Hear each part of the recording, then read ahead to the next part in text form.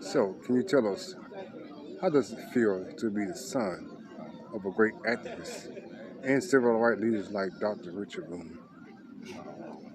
Well, no, though it feels like big shoes to fill. You know what I'm saying?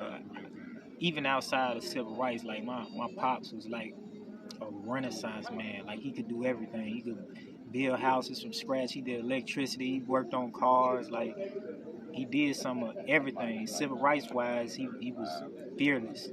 Um, a lot of people, for those that don't know who he was the field secretary of the SCLC.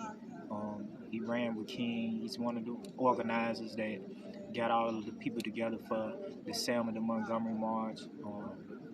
You could do a quick Google search of him, Reverend Richard C. Boone. Um, Check him out. But Pops was about that life. I recently found out that his name wasn't even Richard at first. It was Eddie. But at the time, with the FBI and the COINTELPRO stuff going on, none of them used like their real names. Like so, um, Martin's name was Michael, and he started using Martin. My pop's name was Eddie. He started using Richard. The reason, and actually King, the one that gave him the name was Richard. It was like a little inside thing because it came off of a western. Well, I guess it was a guy named Richard, and they tell Richard to go with gun or whatever. You know what I'm saying? It was some type of saying like that, and so that's how he got his name. So when they activated my pops, that's the type of time it was on. So, growing up in the household, what was life like? Oh man, pops was dope, man. He was always there. Even like it is semi hard to explain.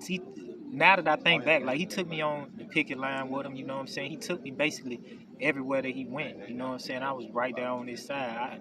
I was blessed to like spend a lot of time with both of my parents, my mother and my father.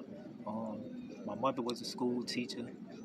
Sunday, she started off as a Sunday school teacher and ended up being an elementary school teacher. And Pops, he was about that life with the civil rights. He was in the military. And like I said, he was basically a renaissance man. So um, I, I'm not going to say that they was like super strict, but for real, I feel like I always knew what the right thing to do anyway. So I ain't too tough yet out of line too much. You know what I'm saying?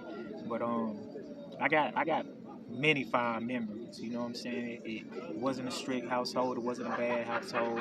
There was a lot of learning going on. I read a lot.